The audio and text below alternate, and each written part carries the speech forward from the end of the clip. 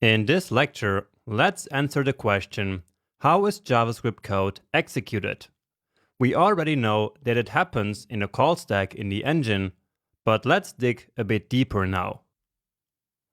And let's start by supposing that our code was just finished compiling, just in a way that we learned in the last lecture. So the code is now ready to be executed. What happens then is that a so-called global execution context is created for the top-level code. And top-level code is basically code that is not inside any function. So again, in the beginning, only the code that is outside of functions will be executed. And this makes sense, right? Functions should only be executed when they are called. And actually, we saw this happening already in our pick game project. So there we had an init function which initialized our entire project, but in order to actually initialize the game the first time that the page loaded, we needed to call that function immediately in our top level code. And so that's what I mean here. But anyway, we can also see what top level code is in this example here. So this name variable declaration is clearly top level code, right? And therefore, it will be executed in the global execution context. Next, we have two functions, one expression and one declaration. So these will also be declared so that they can be called later. But the code inside the functions will only be executed when the functions are called. Okay, so we know that a global execution context is created for top-level code. But now, what exactly is an execution context? Well, an execution context is an abstract concept, but I define it basically as an environment in which a piece of JavaScript is executed. It's like a box that stores all the necessary information for some code to be executed, such as local variables or arguments passed into a function. So JavaScript code always runs inside an execution context. And to make this a bit more intuitive, let's imagine you order a pizza at a takeaway.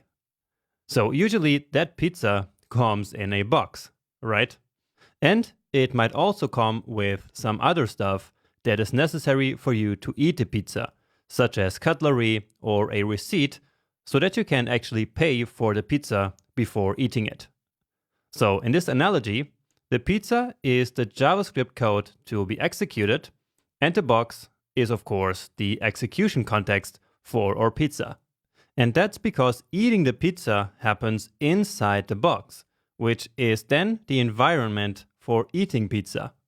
The box also contains cutlery and the receipt, which are necessary to eat the pizza, or in other words, to execute the code. Okay? I hope that made sense and made the concept of execution context a little bit more clear. Now, in any JavaScript project, no matter how large it is, there is only ever one global execution context. It's always there as the default context, and it's where top-level code will execute. And speaking of execute, now that we have an environment where the top-level code can be executed, it finally is executed.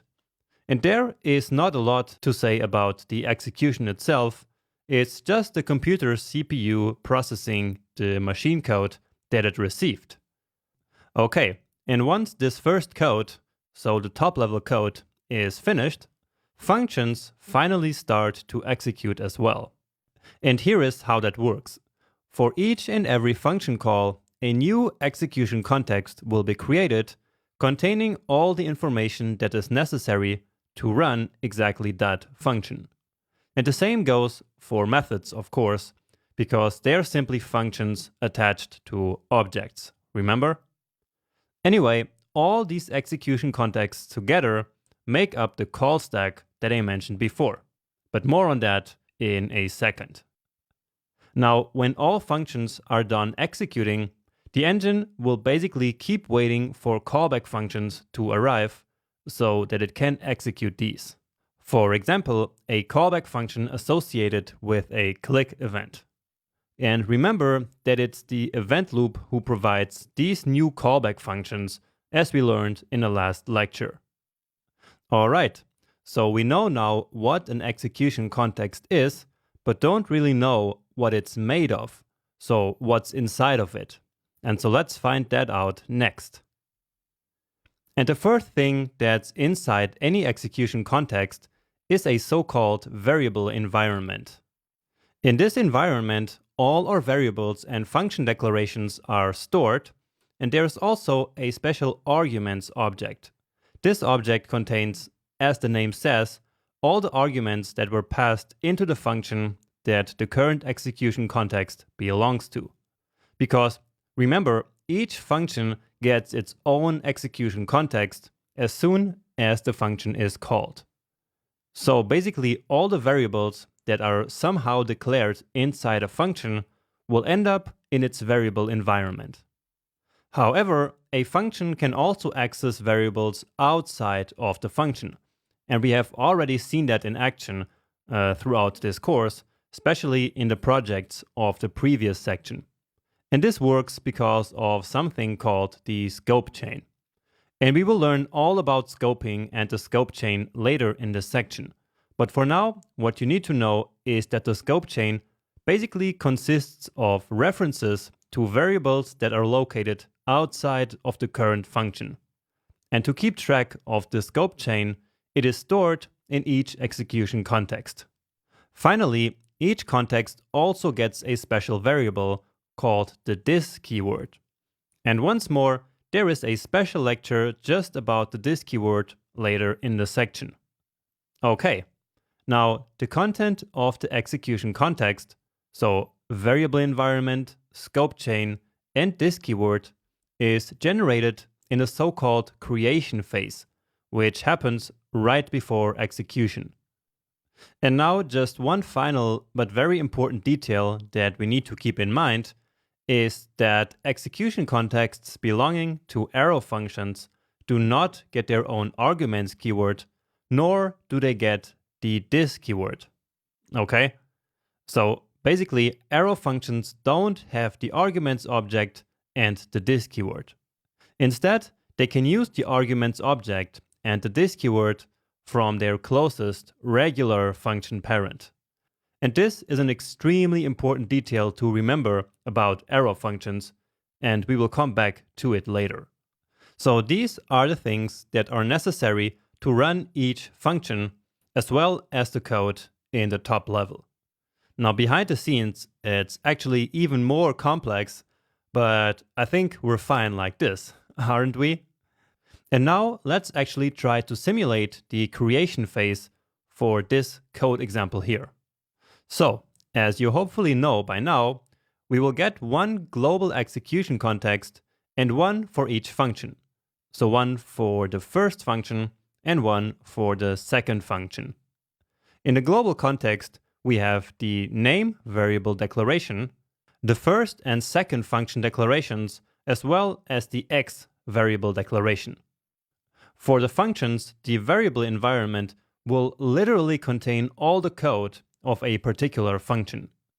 Now, the value of x is marked as unknown here because this value is the result of the first function that we didn't run yet. But we will simulate this in the next slide. Now, technically, none of these values actually become known during the creation phase, but only in the execution phase. So this is not 100% accurate here, but it's just to illustrate how these execution contexts work. Okay, so just keep that in mind. Anyway, now in the first function, we have the a variable set to 1 and the b variable, which once again requires a function call in order to become known. Finally, the variable environment of the second function contains the c variable set to 2, and since this is a regular function, so not an arrow function, it also has the arguments object. And this object is an array which contains all the arguments that were passed into the function when it was called. In this case, as you can see, that's 7 and 9. Quite simple, right? Well, it's simple because this is an extremely small amount of code. But now imagine there are hundreds of execution contexts for hundreds of functions. How will the engine keep track of the order in which functions were called? And how will it know where it currently is in the execution?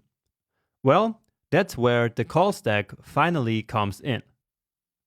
And remember that the call stack, together with the memory heap, makes up the JavaScript engine itself.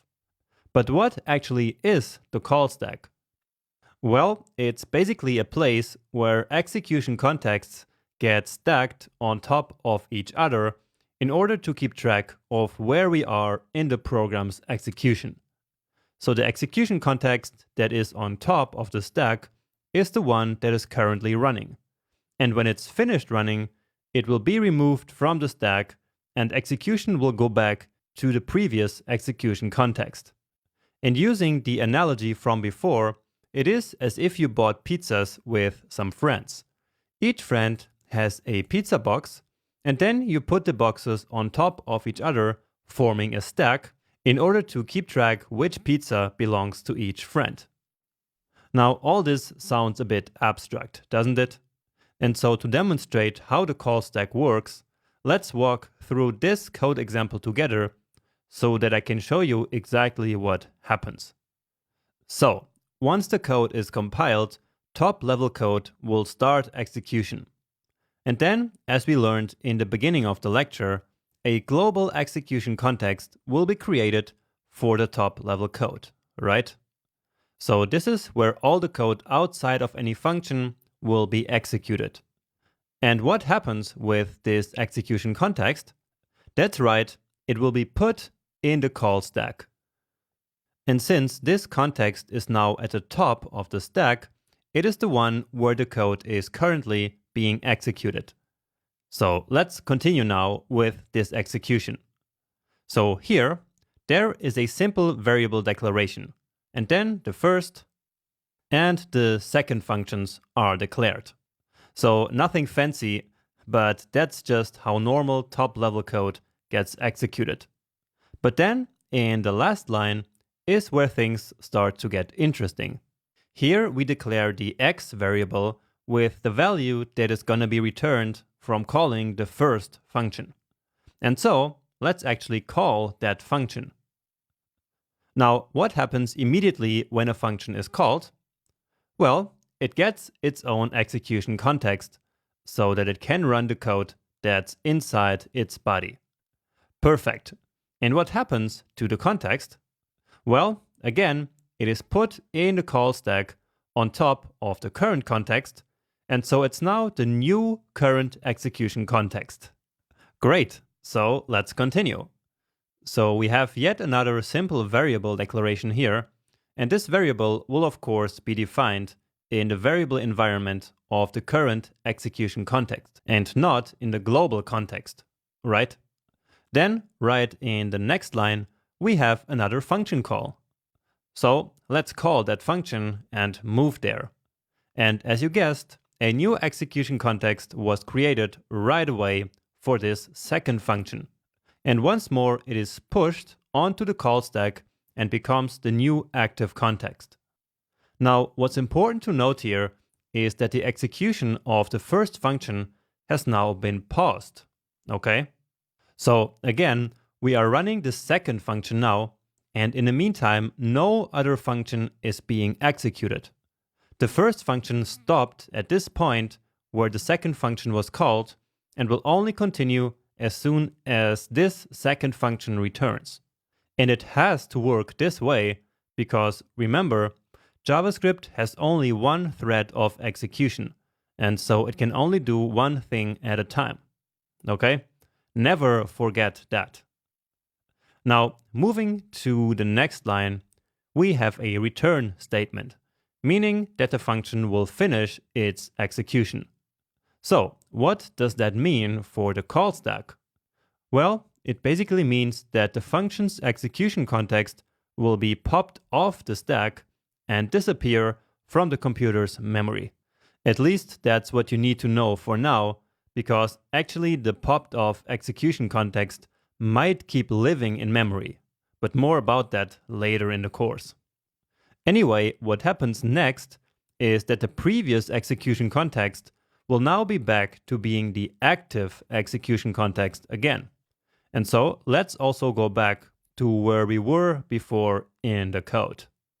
And I hope that by now you start to see how the call stack really keeps track of the order of execution here. Without the call stack, how would the engine know which function was being executed before? It wouldn't know where to go back to, right? And that's the beauty of the call stack. It makes this process almost effortless.